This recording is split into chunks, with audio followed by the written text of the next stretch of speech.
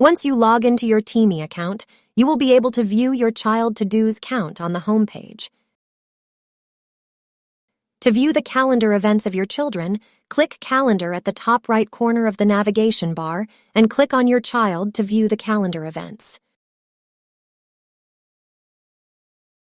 You can also click on your child's card to view the calendar events on the Overview page.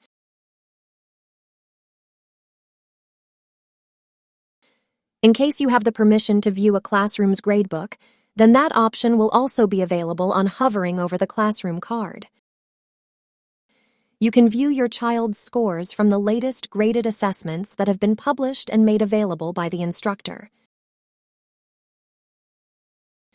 Instructors can choose to show the score, assessed rubric criteria, and comments on the attempt considered for grading to parents at individual assessment level. Instructors can also choose to show the learner's attempts with any attached files except the files picked from Google Drive.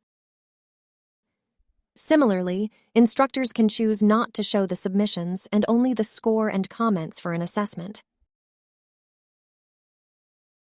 For the assessments whose scores have not yet been published, a pending review label will be shown.